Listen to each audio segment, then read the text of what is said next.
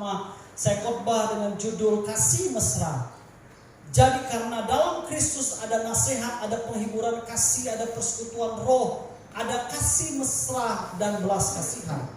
Paulus ingatkan kepada jemaat di Filipi bahwa di dalam Kristus ada kasih mesra. Di dalam Kristus ada kasih mesra. Inilah hal yang harus ditekankan dan harus menjadi sebuah penekanan kepada kita semua. Bahwa di dalam Kristus ada kasih mesra. Kasih mesra yang ditawarkan oleh dunia ini adalah kasih mesra yang semu. Karena apa? Karena orang dunia berbicara tentang kasih mesra berdasarkan apa yang dia lihat dengan mata. Tetapi di dalam Kristus, kata Alkitab, ada kasih mesra karena Kristus sendiri mengajarkan tentang kasih mesra.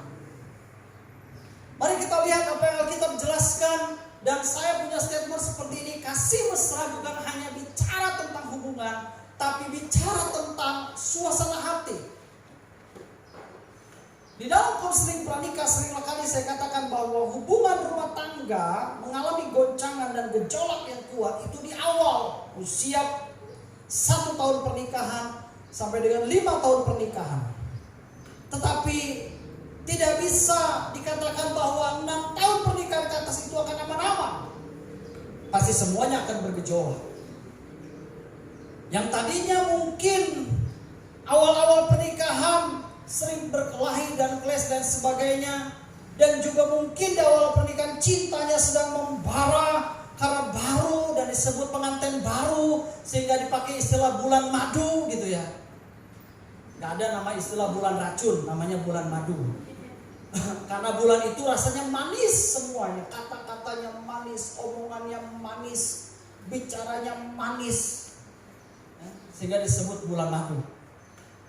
Tetapi tidak bisa dipungkiri juga 5 tahun pertama goncangan dan gejolak karena beda suku, beda prinsip, beda karakter itu terjadi. Berarti kasih mesra bukan berarti bicara tentang waktu yang ditempuh. Dan setiap orang terus hidup dalam kasih mesra berdasarkan waktu yang diukur 5 tahun atau 10 tahun. Tapi kasih mesra yang Alkitab jelaskan ini karena ada di dalam Kristus. Jadi selama kita ada dalam dunia ini menjalin hubungan dengan sesama, baiklah kita hidup di dalam kasih mesra. Tapi kasih mesra itu bisa terganggu karena suasana hati, karena kecewa, karena tersakiti, dan lain sebagainya. Itulah merusak kasih mesra yang terjadi. Biasa kami ngomong-ngomong sesama teman-teman pelayan Tuhan. Goncangan dalam pelayanan itu biasanya di atas tahun ketiga. Tahun pertama sampai tahun ketiga masih aman. Oh now, jangan. Kau melayan baga-baga bah di tempat kami tahun pertama. Itu rangki untuk ikau. Itu buah kubi dikirim ke Laman. Itu beras 2 gantang dikirim ke Laman. Tahun kedua, lagi dia lulus kepala dan buah. Oh now, jangan. Baga-baga bah melayani tempat kami. Baga pelayanan kian 2 atau asid kok atau kian 2 melayan. Agi dikirim daun paku, agi dikirim daging tupai, agi dikirim daging buruk ke Laman Gembala. Tahun ketiga masih bagus-bagus. Oh now, jang baga-baga bah kian melayan tempat kami. Baga kau ikin rajin melayan baga, melayan baga. Aku asid mantau ikau. Atau ikin masih dikirim daging manulu, daging borok udah kurang, beras yang tadinya 2 goni dikurangin jadi 1 goni, ya kan. Daun paku udah nggak dikirim, yang lainnya udah mulai berkurang. Tahun keempat, tahun ketiga ke atas masuk tahun keempat, ngapain pelamat makin pelayanan itu bah? Ngapain nggak cepat angkat bah? Ngapain kan melayan tuh makin hari makin dasak bah? Ngapain kan melayan gak cepat angkat bah? Itu tahun keempat. Tahun kelima udah mulai dihitung hari. Ngapain lama bulan Agustus tuh bah? Ndakah dari bulan ini ya si tua tuh berangkat bah? Pelamat bulan Agustus katanya. Ya kan? Biasa terjadi seperti itu kasih mesranya awal-awal. Tapi lama-kelamaan udah mulai terjadi gejolak-gejolak. Itu diskusi loh, diskusi sesama kami gitu. diskusi sama kami. Dirusak karena suasana hati. Ada jemaat yang ngomong, jorak Pak Gembala, jorak Pak Gembala. Nak dudi kami, oh jorak, kasih atau jorak, oh jorak. Kirim Don Kubi ke namanya supaya angkat jorak, aku kasih mantoya jorak. Jauh-jauh angkat dari Jakarta ke Kalimantan Barat untuk melayani kita, oh jorak. Tapi ada sebagian orang mungkin ngomong, ngapain pelamat-pelamat yang angkat Pak? Kenapa nggak hari ini Pak? Suah ku mantoya Pak. Kasih mesra itu kan mulai rusak. Jangan tegang dulu, slow. Jangan melotot gitu. Jangan mata mencelik gitu ya. Slow. Ini bicara tentang kasih mesra. Tapi kalau agak nyengat sedikit ya enggak apa, itu biasa. Pak Doni itu kalau khotbah nyengat gitu. Enggak masalah Bapak Ibu. Bapak Ibu dengar kuping agak merah-merah, yuk enggak apa-apa, enggak masalah. Enggak masalah. Karena itu berdasarkan pengamatan dan keadaan yang terjadi. Kasih mesra itu bisa dirusak karena keadaan seperti itu. Suasana hati. Boleh saya bertanya kepada Bapak Ibu, siapa di sini Bapak Ibu yang sudah menikah tidak pernah bertengkar? Lalu Bapak Ibu bilang, Pak Gembala, saya 5 tahun menikah nggak pernah bertengkar, mulus perjalanan. Saya pikir Bapak Ibu sedang berdusta. Karena suami tidur ngorok, istri bisa marah. Karena suami tidak berubah-ubah, istri juga bisa marah. Dulu kau janji 1 bulan rokok kau dari 3 bungkus dikurangin.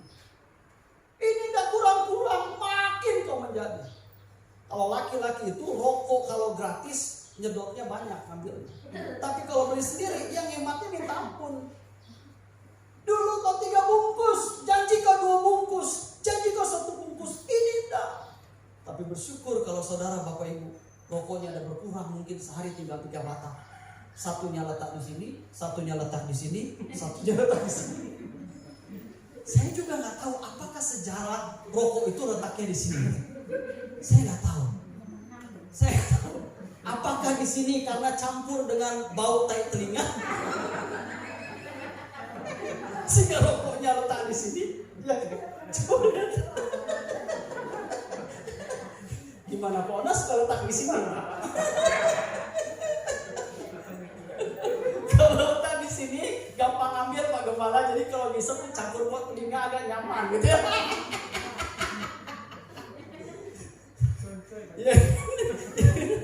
Dan saya jangan berarti bukan pulang dari gereja ini udah nggak mau letak di sini lagi. Ya letak aja, lu mau letak atau enggak urusan lo gitu kan?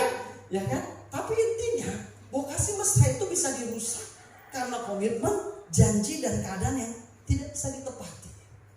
Tetapi mari kita belajar kebenaran firman Tuhan. Apa kata Alkitab dalam Filipi pasal pertama ayat 8-9. Sebab Allah adalah saksiku betapa aku dengan kasih mesra Kristus Yesus merindukan kamu sekalian.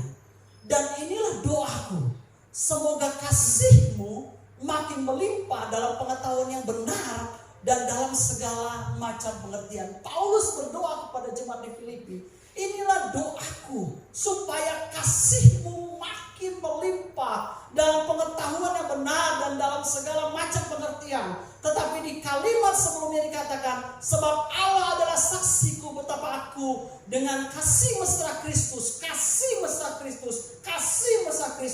merindukan dengan kata lain, Paulus bilang aku rindu supaya kasihmu semakin hari semakin melimpah. Tetapi mari kita jumpai ayat yang ke-9, Kolose pasal 3 ayat 1 ayat 12 berkata demikian. Karena itu sebagai orang-orang pilihan Allah yang dikuduskan dan dikasihinya, kenakanlah belas kasihan, kemurahan, kerendahan hati, kelemah lembutan dan kesabaran.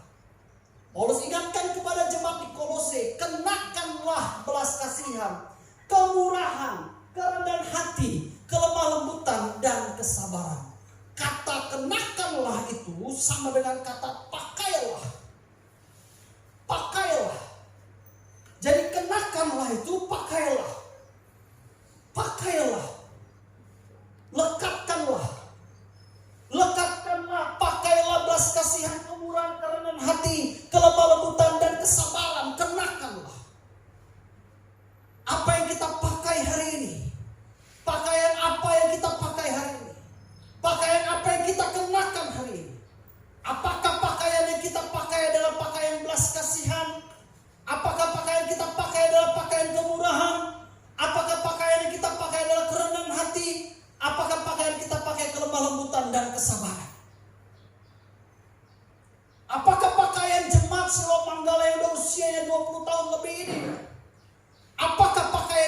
kebencian?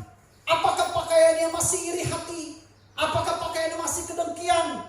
Apakah pakaiannya masih amarah? Apakah pakaiannya masih dendam? Apakah pakaiannya masih sakit hati? Apakah pakaian yang kita kenakan hari ini? Paulus ingatkan kepada jemaat di Kolose, kenakanlah, pakailah, lekatkanlah di tubuhmu, lekatkanlah di dalam dirimu, di dalam hidupmu. Apa yang harus kita pakai? Belas kasihan, kemurahan, kerendahan hati, kelemah lembutan, dan kesabaran. Kalau ini pakaian yang kita pakai, saya percaya ada kasih mesra yang bukan karena tahun-tahun yang bisa dibatasi, tapi kasih mesra yang di dalam Kristus itu adalah kasih mesra yang berlangsung terus-menerus sampai selama-lamanya. Dan tidaklah mudah menjaga kasih mesra, karena itu harus kenakanlah, pakailah, lekatkanlah. Tapi kalau pakaian suami dan istri adalah kebencian, dendam, amarah, sakit hati, saya percaya kasih mesra itu sudah berkurang di dalamnya. Membaca hubungan suami istri yang penuh dengan kasih mesra, lihatlah ketika dia memandang pasangannya. Kalau seorang suami memandang istrinya, dia mandangnya, berarti dia memandang dengan tatapan kasih. Kalau seorang istri memandang suaminya dengan pandangan, dia memandang dengan tatapan kasih. Tapi kalau seorang suami memandang istrinya,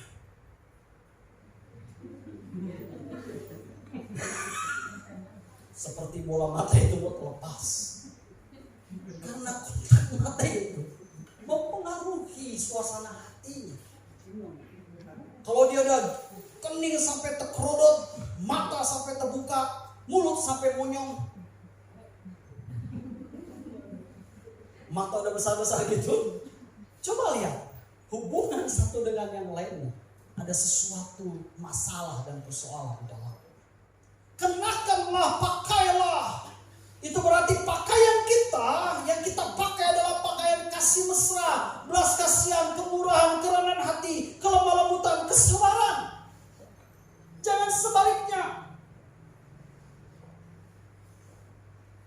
Biar Bapak Ibu beli pakaian online di Shopee atau Lazada, tapi pakaian online itu hanya bungkus dari luar saja, tetapi hatimu berpakaian kemunafikan, iri hati, dengki, dan amarah, dendam dengan orang lain. Tapi biarpun Bapak Ibu beli pakaian mereknya LL atau pakaian 35, tetapi hatimu, tahu pakaian LL? Lelong. Saya julukin LL itu lelong. Biarpun pakaianmu LL mereknya, apa mereknya? LL. Yang dicuci dulu pakai air panas, baru rendam pakai risol 3-4 kali, baru hilang baunya, baru pakaiannya. Lalu Bapak bilang, seperti baru ya, tetap saja mereknya LL. Tapi jangan bilang, aku tersinggung dengan kepala. Aku pakai LL tuh ke gereja. Biar pakaianmu LL. Tapi kalau pakaianmu adalah belas kasihan, kemurahan, kerendahan hati, kelemah lembutan, dan kesabaran, Tuhan melihat itu di dalam hati. Biarlah ini pakaian yang kita kenakan sebagai anggota jemaat Tuhan di tempat ini. Tidak ada pakaian yang lain yang Tuhan tidak inginkan. Mari kita belajar bersama-sama tentang kasih mesra. Kasih mesra harus dilakukan di dalam Kristus. Itu artinya memiliki kasih yang tulus. 2 Tesalonika pasal 3 ayat 6 sampai 8.